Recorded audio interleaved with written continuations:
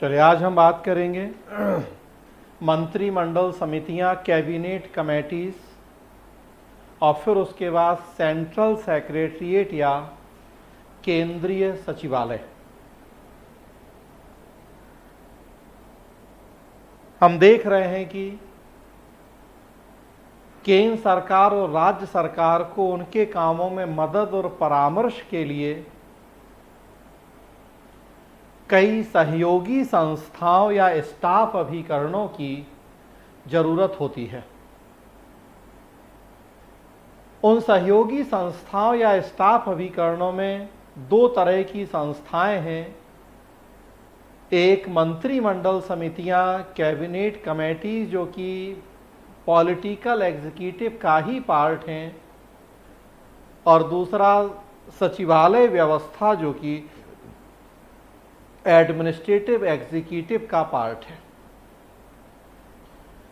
इनसे जुड़ी हुई जो संस्थाएं हैं, एक एक करके हम उनकी बात करेंगे। सबसे पहले मंत्रिमंडल समितियां, कैबिनेट कमेटीज। स्क्रीन पे आपके सामने मंत्रिमंडल समितियों का अर्थ है। मंत्रिमंडल समितियां मतलब आप देखेंगे मंत्री परिषद के सदस्यों से मिलकर बनी समितियां। मंत्रिमंडल और मंत्री परिषद, इन दोनों के बीच का अंतर आप जानते हैं। मंत्री परिषद में कैबिनेट मंत्री, राज्य मंत्री, स्वतंत्र प्रभार, इन सबको शामिल किया जाता है, जबकि मंत्रिमंडल में केवल कैबिनेट मंत्री ही शामिल होते हैं। नाम मंत्रिमंडल समितियां हैं, लेकिन ध्यान रखेंगे कि सदस्य मंत्री परिषद के होते हैं। मतलब कैबिनेट मंत्रियों के अलावा राज्य मंत्रियों को भी इन समितियों का सदस्य बनाया जा सकता है। आप देखेंगे कि ज्यादातर महत्वपूर्ण फैसले मंत्रिमंडल या कैबिनेट के द्वारा होते हैं, जिसमें केवल जो विभागों के मुखिया हैं, कैबिनेट मिनिस्टर, वही होते हैं। राज्य मंत्री अपने आप को उपेक्षित सा फील करते हैं कि मंत्री परिषद की जब बैठक होगी तब राज्य मंत्री भी आएंगे। उसमें ज्यादातर तो कैबिनेट की बैठकें होती हैं, सारे महत्वपूर्ण फैसले कैबिनेट करती है। मंत्री परिषद का काम तो केवल उस फैसले पे मोहर लगाना रह जाता है। राज्य मंत्री उपेक्षित महसूस करते हैं कि हमें तो बस नाम के लिए मंत्री बना दिया, काम तो हमारा कोई है ही नहीं। किसी महत्वपूर्ण मुद्दे के डिस्कशन में हमसे आप पूछते ही बुलाते नहीं हमें, क्योंकि वो तो सारे कैबिनेट की बैठकों में ही हो जाते हैं महत्वपूर्ण मुद्दों पर डिस्कशन और फैसले। उनकी जो मन की एक कुंठा है वो यहां दूर हो जाती है कि इन मंत्रिमंडल समितियों में हम उन राज्य मंत्रियों को भी स्थान दे देते हैं। 5-6 मंत्रियों को मिला के ये समितियां बनाई जाती हैं। अलग अलग मामलों पर चर्चा और बहस के लिए ये समितियां होती हैं। जैसा नाम है मंत्रिमंडल समितियां, तो ध्यान रखें कि इन समितियों में केवल वही लोग सदस्य होते हैं जो मंत्री हैं। अब मंत्री में कैबिनेट मंत्री भी या राज्य मंत्री स्वतंत्र प्रभार भी हो सकते हैं। सत्ता पक्ष के अन्य सांसद भी नहीं होंगे, विपक्षियों का तो कोई सवाल ही नहीं है। वर्तमान सरकार में अगर बीजेपी के लोकसभा में 300 सांसद हैं, राज्यसभा में 100 हैं, तो 400 सांसदों में से नहीं होंगे इसके सदस्य। वो संसदीय समितियां हैं, पार्लियामेंट्री कमेटीज, जो संसद के सदस्यों से मिलकर बनती हैं। ये मंत्रिमंडल समितियां हैं, इनमें केवल मंत्रियों को ही सदस्य बनाया जाता है। बस मंत्रियों में हर तरह के मंत्री हो सकते हैं। होता क्या है कि अलग अलग मामलों पर चर्चा के लिए अलग अलग मंत्रिमंडल समितियां बना ली जाती हैं। जैसे सर्वाधिक महत्वपूर्ण मंत्रिमंडल समिति है राजनीतिक मामलों की मंत्रिमंडल समिति, cabinet committee on political issues. उसके अलावा देखेंगे गृह मामलों की मंत्रिमंडल समिति, रक्षा मामलों की मंत्रिमंडल समिति, विदेश मामलों की, आर्थिक मामलों की, ऐसे कई सारी मंत्रिमंडल समितियां हैं। मान लीजिए आर्थिक मामलों की मंत्रिमंडल समिति है, तो हम क्या करेंगे, ऐसे 5-6 मंत्रियों को उस समिति का सदस्य बनाएंगे जो आर्थिक मामलों से जुड़े हुए हैं, जैसे वित्त मंत्री, वाणिज्य मंत्री, उद्योग मंत्री या और ऐसे मंत्री जो कि आर्थिक मामलों से जुड़े हैं, उनको मिला के बना देंगे हम आर्थिक मामलों की मंत्रिमंडल समिति। और अब क्या होगा, वित्त मंत्री ने मान लीजिए कोई डिसीजन किया, बजट बनाया या कोई भी और डिसीजन किया, तो जो पार्लियामेंट्री डेमोक्रेसी हमारे देश में है उसका सिस्टम क्या है कि एक मंत्री के फैसले को पूरी मंत्री परिषद की स्वीकृति के लिए रखा जाता है, तब फिर वो आगे संसद में जाता है। हम क्या करेंगे, वित्त मंत्री का कोई डिसीजन है उसे मंत्री परिषद में रखने के पहले आर्थिक मामलों की जो मंत्रिमंडल समिति है वहां भेजेंगे। आर्थिक मामलों की समिति में 5-6 मंत्री हैं और वो सारे ऐसे मंत्री हैं जो वित्तीय मामलों से जुड़े हुए हैं या उनके जानकार हैं। वित्त मंत्री भी हैं उसमें। अब वित्त मंत्रालय के फैसले की आर्थिक मामलों की मंत्रिमंडल समिति में चर्चा हो गई। अगर फैसला नहीं हुआ था, फैसला होना था, तो वहां फैसला हो गया, या हो गया है फैसला, उसको रिव्यू कर लिया हमने, उस पर चर्चा, उस पर विचार विमर्श कर लिया, उस फैसले में, निर्णय में कोई जरूरी सुधार संशोधन करना है तो कर लिया। 5-6 वही मंत्री हैं जो कि उन सब मामलों के थोड़े बहुत जानकार हैं, और तब फिर हमने उस फैसले को रखा मंत्री परिषद के सामने। तो अब देखिए आप, वित्त मंत्री का डिसीजन था, आर्थिक मामलों की समिति जिसमें 5-6 मंत्री थे, उन्होंने उसको देख लिया है, रिव्यू कर लिया है, ओके कर दिया है। अब हमने भेजा काउंसिल ऑफ मिनिस्टर जहां 80 मंत्री हैं, और या कैबिनेट जहां 25 से 30 मंत्री उनके पास। काउंसिल ऑफ मिनिस्टर्स में 80 मंत्री हैं, लेकिन बाकी बचे हुए 75 ऐसे हैं जिन्हें आर्थिक मामलों की कोई जानकारी नहीं है या उससे कोई लेना देना नहीं है, और जो 5-6 जानकार थे वो ऑलरेडी चर्चा कर चुके हैं उस पर। तो अब क्या होगा इससे कि काउंसिल ऑफ मिनिस्टर्स या कैबिनेट को आर्थिक मामलों की समिति से होके जो फैसला आया है उस पर दोबारा ज्यादा डिस्कशन या रिव्यू करने की जरूरत नहीं है। वो चाहे तो बिना देखे भी उसको ओके कर दें।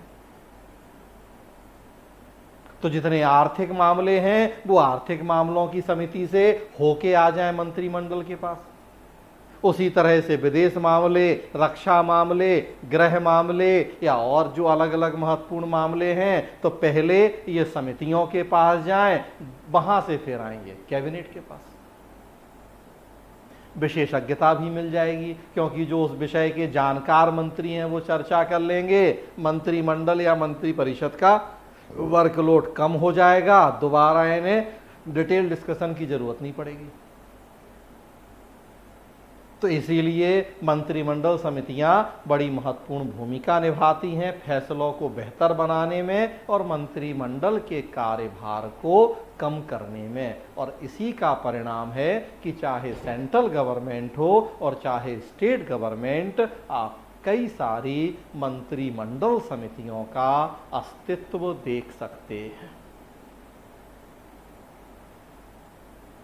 ये एक बड़ी महत्वपूर्ण विशेषता या कहें कि संस्थाएं हैं। संविधान में उल्लेख नहीं है कहीं मंत्रिमंडल समितियों का। संविधान में तो आप देखते हैं मंत्री परिषद या काउंसिल ऑफ मिनिस्टर्स है। 352 में 44वें संशोधन के द्वारा कैबिनेट शब्द को भी शामिल कर लिया गया है। हाँ, मंत्रिमंडल समिति जैसी कोई व्यवस्था संविधान में नहीं है। ये तो बस जैसा मैं बता रहा हूँ आपको, प्रशासनिक सुविधा की दृष्टि से एक विकसित हुई संस्थाएं हैं जो निर्णयों को बेहतर बनाने में और मंत्रिमंडल के कामों को कम करने में बड़ी महत्वपूर्ण भूमिका का निर्वहन करती हैं। आप देखिए, एक लोकतांत्रिक देश में शासन करने की जो सर्वोच्च सत्ता है वो जनता के हाथ में निहित होती है। लेकिन हम अपने देश की बात करें तो जनता है लगभग 130 करोड़। अभी आधार कार्ड का डेटा आया तो उसके हिसाब से 124 करोड़ लगभग आधार कार्ड जारी हैं हमारे देश में। स्वाभाविक सी बात है, बहुत सारे ने अभी भी नहीं बनवाए होंगे। जनगणना के हिसाब से लगभग 140 करोड़ हो गए हैं हम लोग। वैसे आधार 124 करोड़ बने हैं, मोटा मोटी 130 करोड़ के आसपास आबादी मान लें हम अपने देश की। तो लोकतंत्र में शासन करने की सर्वोच्च सत्ता जनता के हाथ में है। जनता लगभग 130 करोड़ है। स्वाभाविक सी बात है, इतनी बड़ी आबादी के लिए यह संभव नहीं है कि वो सत्ता का प्रयोग खुद करे। परिणाम क्या है? जनता अपनी उस सत्ता का हस्तांतरण कर देती है अपने चुने हुए प्रतिनिधियों को, जिसे हम विधायिका कहते हैं। लोकसभा, राज्यसभा अगर दोनों मिला लें हम केंद्र में तो लगभग 800 लोग होते हैं। 545 लोकसभा की प्रभावी सदस्य संख्या है, 245 राज्यसभा की, तो 790 हैं, रफली 800। तो 130 करोड़ लोग अपने शासन करने की सत्ता सौंपते हैं इन 800 लोगों को। ये भी बड़ा निकाय है 800 लोग। और प्लस लोकतंत्र है तो इन 800 में भी अलग अलग राजनीतिक दलों, अलग अलग विचारधारा के लोग हैं, जिसे बहुमत दिया है जनता ने। वास्तव में उस सत्ता का प्रयोग तो उसके द्वारा होना है। तो परिणाम होता है कि विधायिका अपनी सत्ता सौंप देती है। फिर जिस पॉलिटिकल पार्टी को मेजॉरिटी मिली है, बहुमत दल को, लोकसभा राज्यसभा दोनों सदन मिला लें, मोटा मोटी 400 से 450 लोग। भाई बहुमत तो लोकसभा में चाहिए है, राज्यसभा में तो बहुमत हो या नहीं हो कोई बहुत फर्क नहीं पड़ता।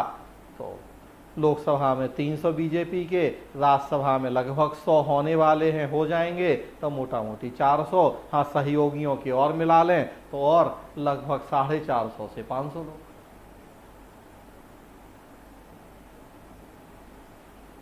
तो जनता ने सौंपी सत्ता विधायिका को, विधायिका ने सत्ता सौंप दी बहुमत दल को। अब बहुमत दल सत्ता सौंपता है मंत्री परिषद को। ये 450 लोग भी बहुत ज्यादा हैं शासन चलाने के लिए। सबको मंत्री बना दें तो कितने वेतन भत्ते सुविधाएं खर्चे हो जाएंगे। नहीं है वैसी स्थिति हमारी, ना उतनी जरूरत भी है कि 500 आदमियों को मंत्री बना दें। तो उस बहुमत दल में से फिर हम गठन करते हैं काउंसिल ऑफ मिनिस्टर्स या मंत्री परिषद का। मंत्री परिषद में सदस्य संख्या आप देखते हैं, लोकसभा जो निम्न सदन है उसकी कुल सदस्य संख्या का 15%, मतलब लगभग 80-81 लोग। 545 का 15% आप निकालें तो लगभग इतनी होंगे, 81-82 के आसपास जो भी। तो हमने या कहें कि बहुमत दल ने अपनी सत्ता सौंप दी मंत्री परिषद को लगभग 80 लोग।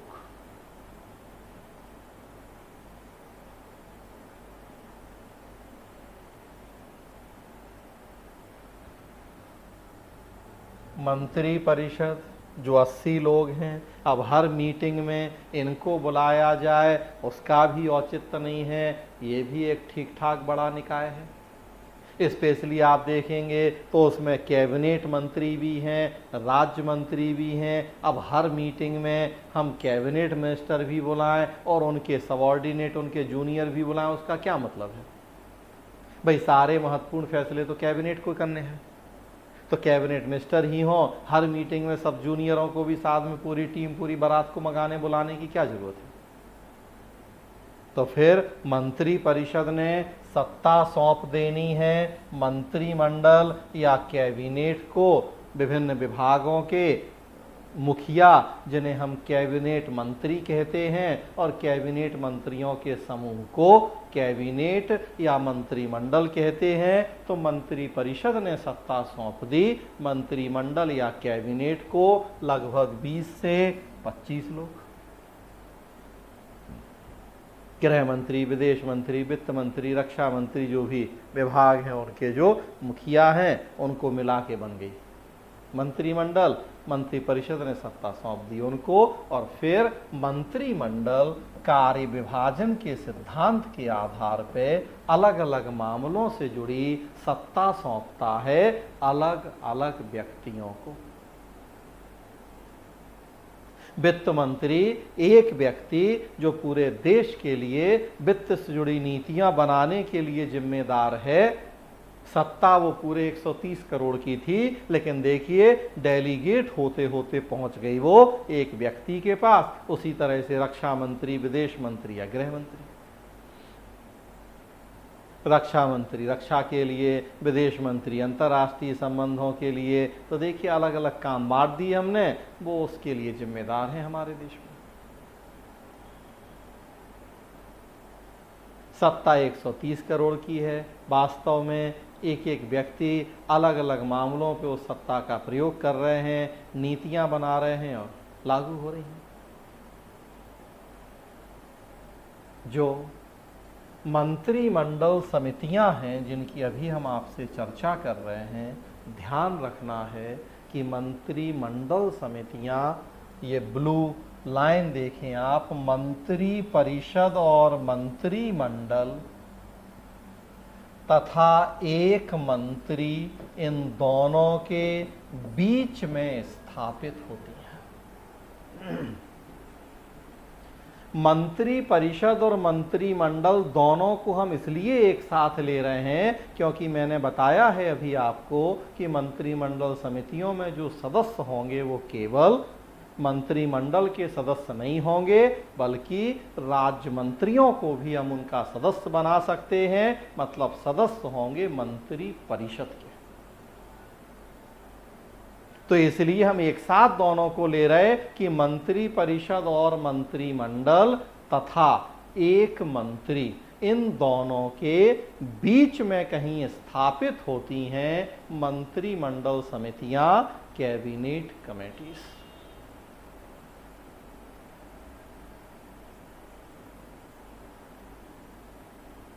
मंत्रिमंडल समितियों में 5-6 मंत्री होते हैं। अलग अलग मामलों के लिए समितियां बनाई जाती हैं। आर्थिक मामले या राजनीतिक मामले या गृह मामले या विदेश मामले, मैंने कहा उस मामले से जुड़े हुए जो 5-6 प्रमुख मंत्री हैं उनको समिति का सदस्य बना दिया जाता है। और फिर मैं बता रहा हूं कि एक मंत्री के फैसले को पहले हम समिति के सामने रखते हैं और तब उसे मंत्रिमंडल या मंत्री परिषद के समक्ष प्रस्तुत किया जाता है। तो ये पूरा यहाँ कॉन्सेप्ट है मंत्रिमंडल समितियों का।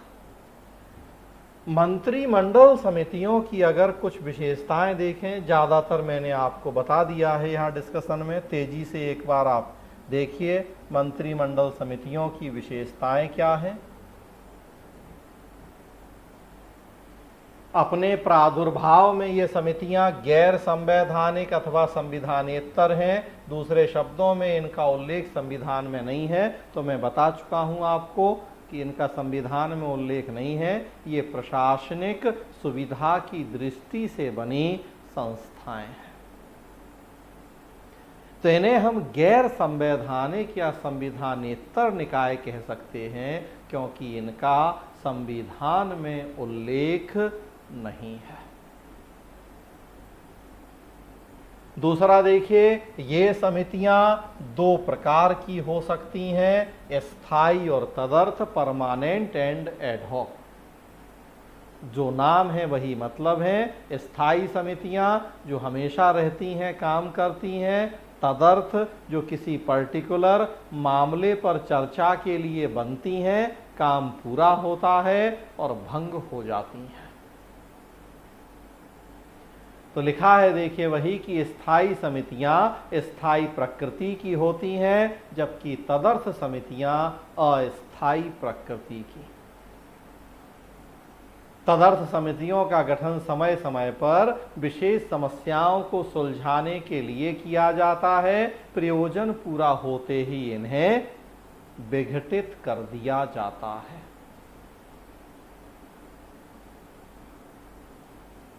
तीसरा देखिए, ये समितियां प्रधानमंत्री द्वारा समय की जरूरत और परिस्थिति की मांग के अनुसार गठित की जाती हैं।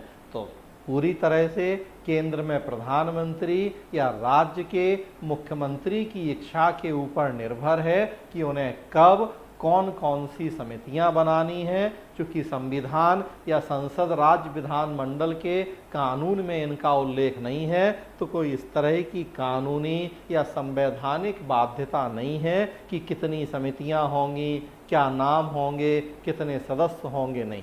सब कुछ प्रधानमंत्री या राज्य में मुख्यमंत्री की इच्छा के ऊपर निर्भर होता है। तो लिखा है कि इसलिए इनकी संज्ञा, गठन का समय सब में परिवर्तन हो सकता है।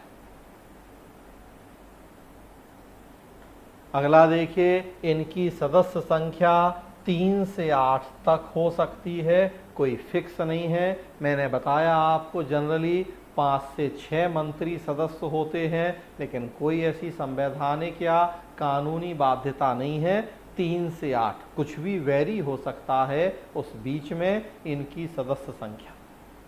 लिखा है सामान्यतः सदस्य केवल कैबिनेट मंत्री होते हैं, लेकिन गैर कैबिनेट मंत्री इनकी सदस्यता से प्रतिबंधित नहीं होते। मतलब राज्य मंत्रियों को भी हम इनका सदस्य बनाते हैं। अब वो डिपेंड करता है कैसा मैटर है, उससे जुड़े मंत्री कौन कौन से हैं। अब अगर कैबिनेट मंत्री 5-6 हो गए उससे जुड़े हुए, तो कहाँ से फिर राज्य मंत्री को स्थान मिलेगा। लेकिन उससे जुड़े कैबिनेट मंत्री उतने नहीं हैं, या मामला ऐसा है कि उस विभाग के राज्य मंत्री का भी उसमें होना जरूरी है, तो मतलब हम राज्य मंत्रियों को भी इनका सदस्य बनाते हैं या बना सकते हैं।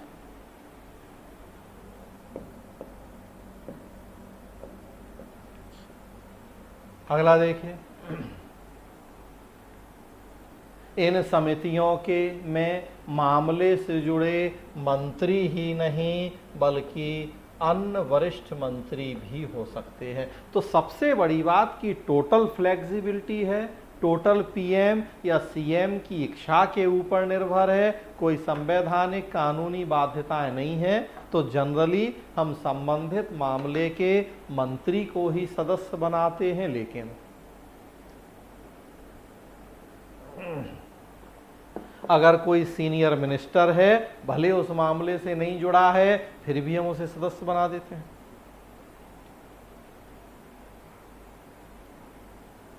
पीछे हो गया था विवाद, रक्षा मंत्री राजनाथ सिंह को लेके गृह मंत्री अमित शाह बना दिए गए। जब अमित शाह का कद बढ़ गया, रक्षा मंत्री राजनाथ सिंह बुरा लग गया, उन्हें मैनेज करने के लिए कई सारी मंत्रिमंडल समितियों में उन्हें जोड़ा गया, भले मामले रक्षा से जुड़े हो थे या नहीं थे, तो फिर करना पड़ता है ऐसा कई बार। अगला देखिए, समितियों के प्रमुख प्रायः प्रधानमंत्री होते हैं। ज्यादातर समितियों का अध्यक्ष पीएम को ही बनाया जाता है। ये एक बहुत बड़ी कमी भी मानी जाती है इन समितियों की कि ज्यादातर का अध्यक्ष पीएम को बना दिया जाता है।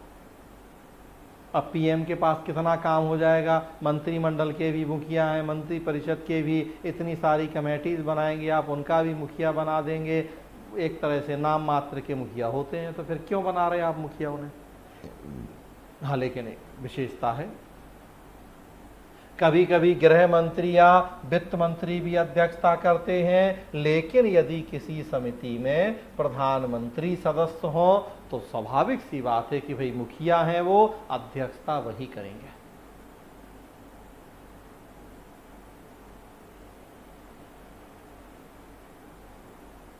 और लास्ट देख रहे हैं समितियां न सिर्फ मुद्दों का हल तलाशती हैं और मंत्रिमंडल के विचार के लिए प्रस्ताव बनाती हैं, बल्कि निर्णय भी लेती हैं।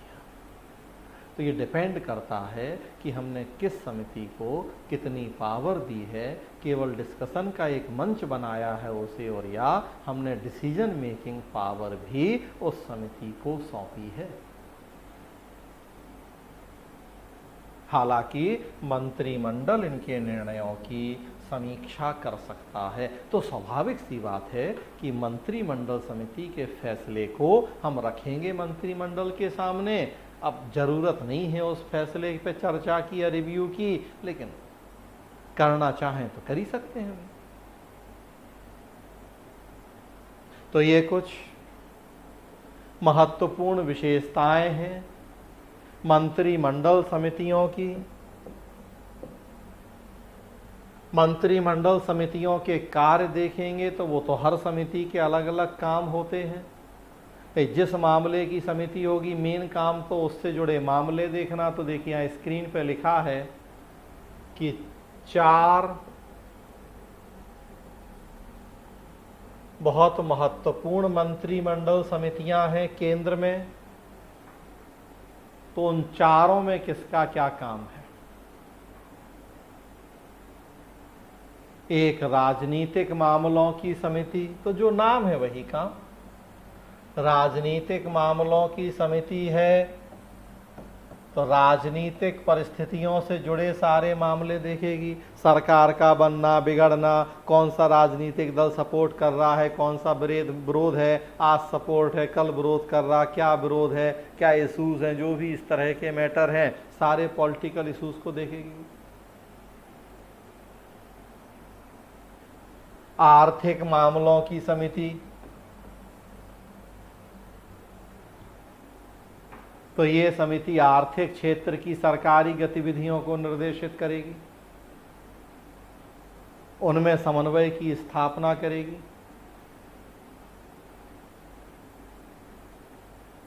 तीसरा, नियुक्ति समिति, बड़ी महत्वपूर्ण समिति, अपॉइंटमेंट कमेटी। केंद्रीय सचिवालय, लोक उद्यम, बैंक, वित्तीय संस्थाओं में सभी उच्च पदों पर नियुक्तियों के संबंध में निर्णय लेगी।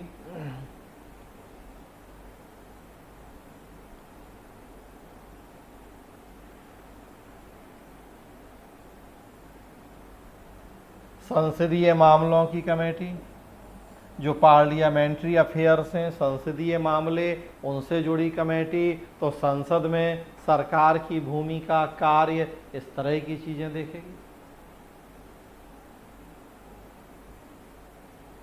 तो ये 4 बड़ी महत्वपूर्ण समितियां मानी जाती हैं, उनके काम।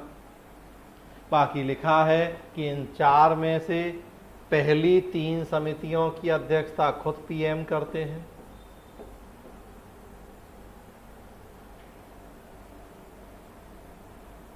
चौथी के अध्यक्ष गृह मंत्री होते हैं।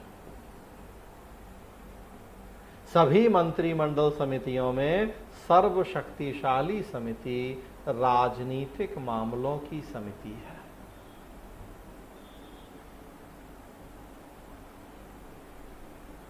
क्योंकि इसमें राजनीतिक स्तर की दृष्टि से वरिष्ठतम मंत्रियों को शामिल किया जाता है। कई लोग तो इसे सुपर कैबिनेट की तक संज्ञा देते हैं। राजनीतिक मामलों की समिति बनाइए, उसमें प्रधानमंत्री, गृह मंत्री, विदेश मंत्री, रक्षा मंत्री और वित्त मंत्री को बिठा लीजिए, या और 1-2 जो खास हो। तो देखिए आप, अब हो तो गई वो सुपर कैबिनेट, सारे महत्वपूर्ण फैसले तो फिर वहीं होने लगेंगे। पीएम अध्यक्ष हो गए, 4, 5, 6 जो सीनियर वरिष्ठ मंत्री हैं, पीएम के करीबी हैं, वो सदस्य हो गए, तो बस हो गया काम। सारे महत्वपूर्ण फैसले वही हो, सारे डिस्कशन वही हो, तो सुपर कैबिनेट तक कह दिया जाता है कई आलोचकों के द्वारा।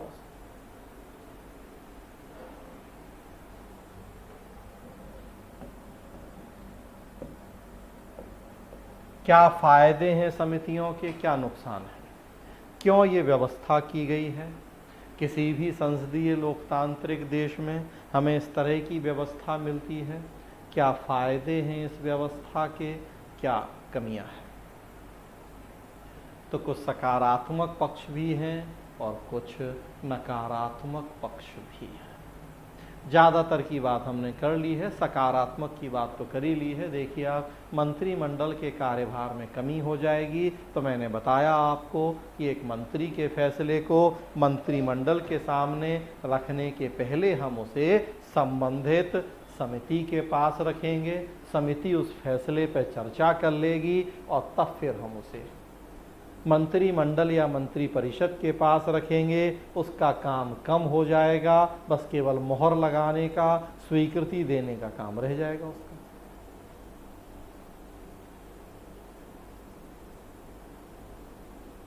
निर्णयों में तेजी आ जाएगी, उससे मंत्रिमंडल जो ज़्यादा महत्वपूर्ण काम है वो कर लेगा। निर्णयों में गुणवत्ता भी ज़्यादा होगी। क्यों? क्योंकि जो 5-6 मंत्री उस मामले के जानकार हैं वो उस पर चर्चा करेंगे। भाई आपने किसी एक मंत्री के फैसले को पूरे मंत्री परिषद के सामने रखा जिसमें 80 मंत्री हैं, 75 को लेकिन उस मामले की कोई जानकारी ही नहीं है, क्या फायदा हुआ उसका? झूठे भीड़ और बढ़ गई। तो बेहतर है कि उन्हीं लोगों के सामने वो बात रखो जो उस के बारे में कुछ बोले, तो हाँ कुछ जेन्युइन बोले और कुछ उन्हें पता हो उसके बारे में। समिति के माध्यम से हो जाता है वो काम, तो निर्णयों की क्वालिटी बढ़ती है। वित्त मंत्री, वाणिज्य मंत्री, उद्योग मंत्री एक समिति में हमने रख दिए तो इन सबके बीच में समन्वय की स्थापना करने में हमें मदद मिल जाती है। ज़्यादा बेहतर कोऑर्डिनेशन कर पाते हैं हम एक जैसे मंत्रालयों विभागों के बीच में। सामूहिक उत्तरदायित्व की रक्षा होती है। सामूहिक उत्तरदायित्व का सिद्धांत जो कि कहता है कि फैसला भले किसी मंत्री का हो लेकिन लोकसभा के प्रति उत्तरदायी पूरी मंत्री परिषद होती है। तो यहाँ एक मंत्री के फैसले को 5-6 मंत्री अच्छे तरह से रिव्यू कर लेते हैं, कोई गड़बड़ी ना होने पाए देख लेते हैं, तो वो सामूहिक उत्तरदायित्व की रक्षा करने में भी हमें मदद हो जाती है। नियंत्रण भी ज़्यादा बेहतर हो पाता है क्योंकि जानकार लोग उसे देखते हैं, गैर जानकार नहीं देखते, तो नियंत्रण भी ज़्यादा प्रभावी होता है।